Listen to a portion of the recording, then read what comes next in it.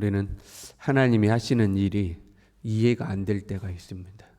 그리고 어떤 때는 하나님이 좀 불공평하신 거 아닌가 싶을 때도 있죠. 하박국 같은 선지자도 왜 악인이 잘 되는데, 더 나아가 심지어 악인이 의인을 그렇게 핍박하는데 하나님은 가만히 계시는가? 하나님에 대한 그러한 의문을 갖기도 했었죠. 그냥 우리가 살면서 하나님 왜 이렇게 하시나, 왜 이렇게 하시나 이제 싶을 때가 있는 거죠. 그런데 우리가 하나님 앞에 서면 하나님의 모든 것이 공의로워진다는 것이죠. 욥과 같은 사람도 자기에게 찾아온 고난이 무엇 때문인지 이해가 되지 않았습니다. 그래서 끊임없이 하나님 앞에 자기를 정죄하는 친구들의 말을 거절하고 하나님 한 번만 나오고 이야기해 봅시다. 내가 하나님 앞에서 하나님과 변론하기를 원합니다. 하나님 한 번만 나에게 나와서 말씀해 주십시오. 그런데 막상 하나님이 자기 앞에 나타나니 아무것도 할 말이 없었습니다. 너는 대장부처럼 서서 한번 말해봐라. 하나님이 그래 한번 말해봐라. 그러는데도 막상 하나님 앞에 서니까 아무 말도 할 수가 없었죠. 하나님 앞에 가면 모든 것이 밝히 드러나게 되고 내가 미처 알지 못했던 모든 것이 다 밝히 드러나게 되고 하나님이 절대 옳았고 하나님이 절대 선하고 하나님이 절대 공의롭다는 것을 이제 깨닫게 되는 거죠. 1절과 2절 말씀에 이렇게 이야기하죠. 너희는 여호와의 말씀을 들을지어다. 너는 일어나서 산을 향하여 변론하여 작은 산들이 네 목소리를 듣게 하라 하고 변론이라는 단어가 1절, 2절에 4번이나 등장합니다. 이거는 이제 법정에서 변호하는 모습입니다.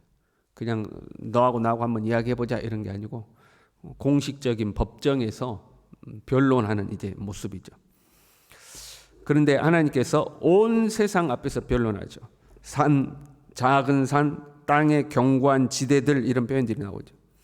이런 것들은 오랜 세월이 지나도 변하지 않는 것들이고 또한 이런 것들은 감정에 치우치지 아니하고 정확하게 판단을 내리는 이제 것들이죠. 감정이 없는 것들이잖아요. 그럼 우리가 살아가는 우리 삶의 현장에 있는 저 나무, 저 돌, 저 흐르는 시내 이런 것들이 우리의 모든 것을 다 기억하고 있다면 여러분 어떨 것 같습니까? 내가 어떻게 살았는지 무슨 말을 하고 살았는지 다 기억하고 있는 거죠. 그러니까 하나님께서 이런 자연 만물을 마치 배시몬이라고 그러죠. 배시몬들처럼 세워놓고 너희들이 한번 들어봐라. 그리고 이들 앞에서 한번 변론해봐라 하고 하나님께서 법정 변론을 하는 것. 3절에요. 내 백성아 내가 무엇을 네게 행하였으며 무슨 일로 너를 괴롭게 하였느냐. 내가 너에게 뭘 잘못했는데 이제 그런 표현이에요. 내가 너에게 잘못한 게 무엇이냐.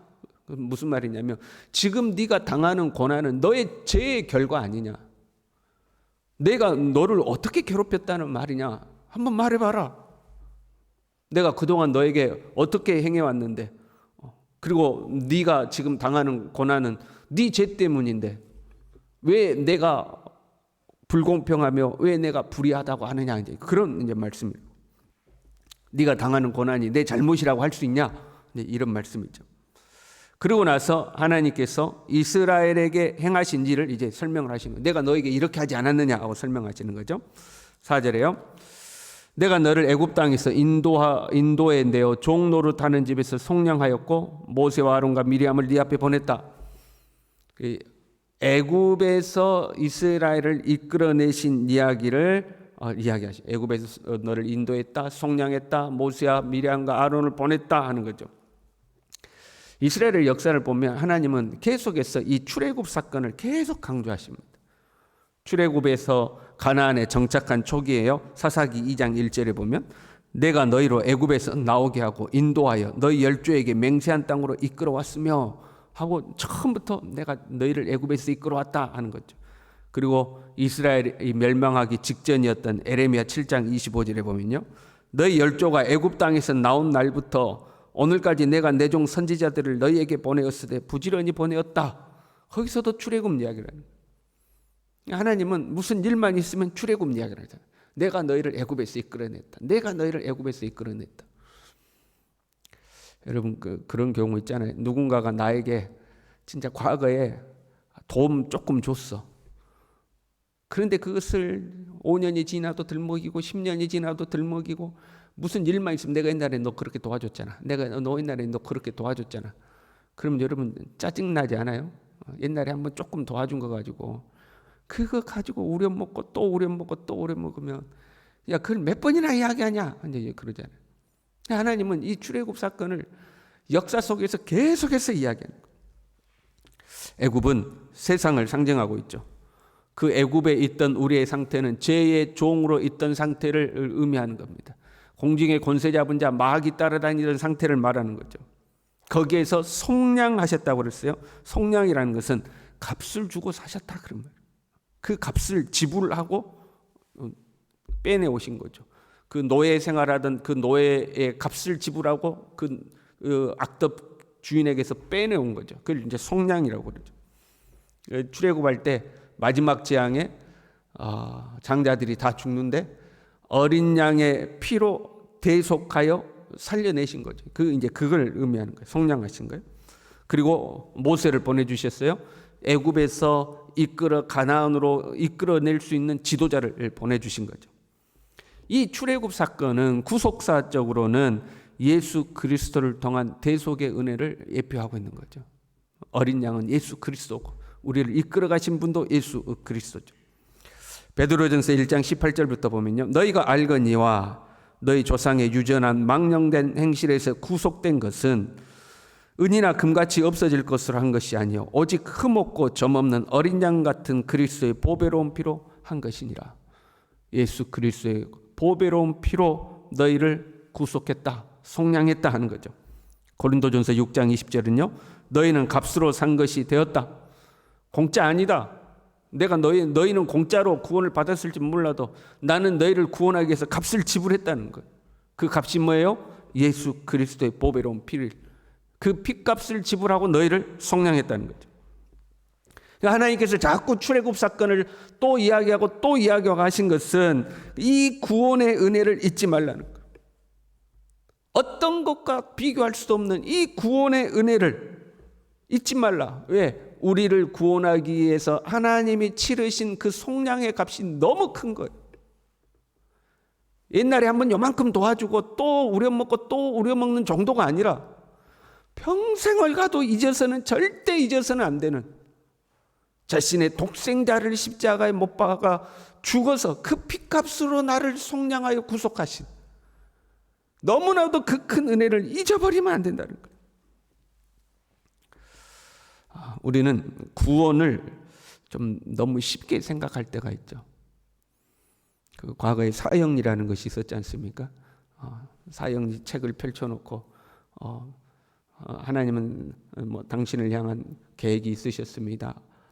그래서 나중에 영접 기도까지 이렇게 4단계를 거쳐서 영접 기도를 하면 이제 당신은 구원 받으셨습니다. 이제 이렇게 바로 구원이 주어지잖아요.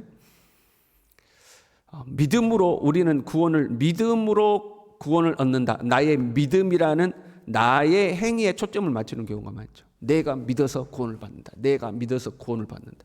그런데 그 믿음의 내용에는요, 예수 그리스도의 대속적 희생이라는 너무 큰 값이 거기에 있는 거예요. 그러니까 내가 믿음으로 구원받기 위해서 하나님이 얼마나 많은 값을 치르셨는가, 하나님이 얼마나 많은 희생을 치르셨는가, 그걸 소홀하게 생각하는 거죠. 그러니까 내가 믿어서 구원받았다. 내가 믿어서 구원받았다. 거기에 무게중심을 두지, 그걸 위해서 하나님께서 너무 큰 희생을 치르셨다.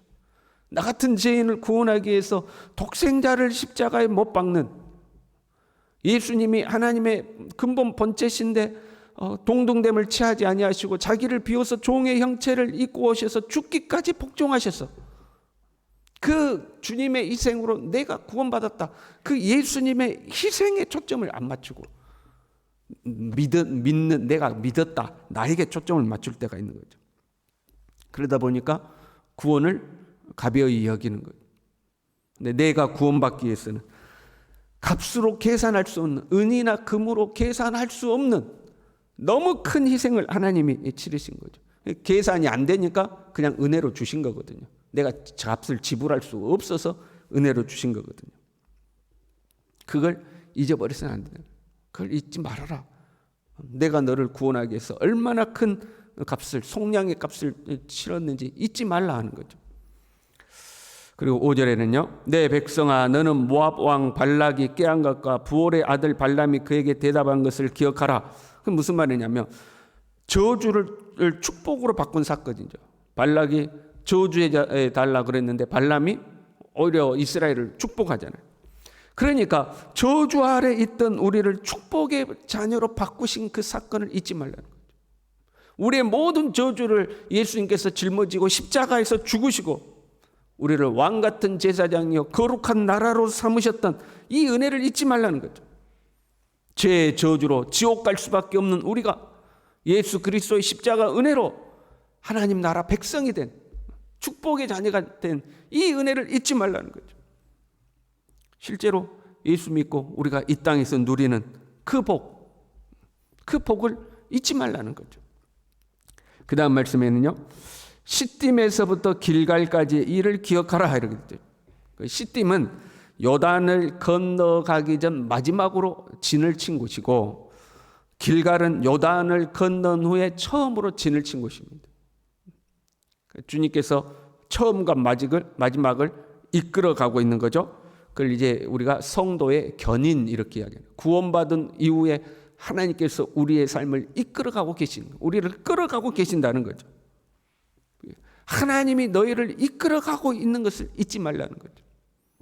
여러분 돌이켜보면 오늘날 우리가 이 자리까지 온 것이 하나님의 은혜인 줄로 믿습니다. 하나님이 우리를 다 이끌어가고 계시다라는 거죠.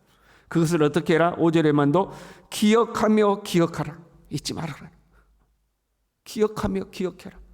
잊지 말라라. 하나님의 은혜를 잊어버리면 안 된다.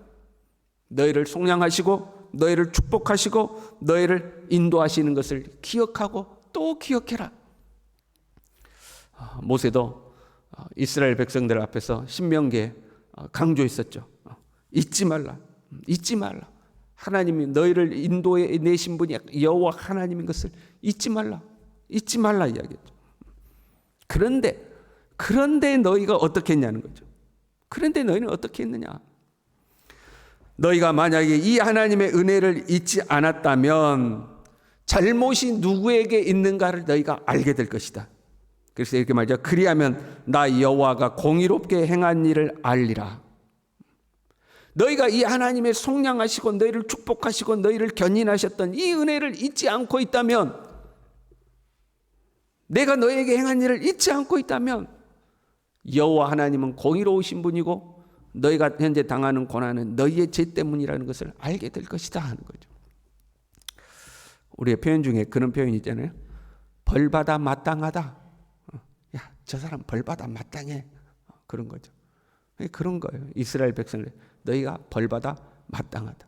하나님이 너희에게 어떻게 행했는데 그 사실을 누가 알아요? 산이 알고 나무가 알고 바위가 알고 온 땅이 다 알고 있다. 그 온 자연 만물 앞에서 한번 너희가 변론해 보라는 거죠. 여호와가 너희에게 어떤 은혜를 베푸셨는지 온 세상이 다 아는데 너희가 한번 이야기해 보라. 하나님은 우리에게 예수님을 주셨어요. 하늘의 복도 주시고 땅의 복도 주셨어요. 그리고 지금도 우리를 인도해 가시는 줄로 믿습니다. 우리는 이 속량의 은혜를 잊어버리면 안 되는 거죠. 그걸 잊어버리면 벌받아 마땅하다 이 말이에요. 벌받아 마땅하다. 저 산이 알고 저 들이 알고 저 시내가 알고 저 바위가 알고 모든 자연 만물이 그걸 다 알고 있다. 너희가 이 하나님의 은혜를 저버리면 벌받아 마땅하다 하는 거죠.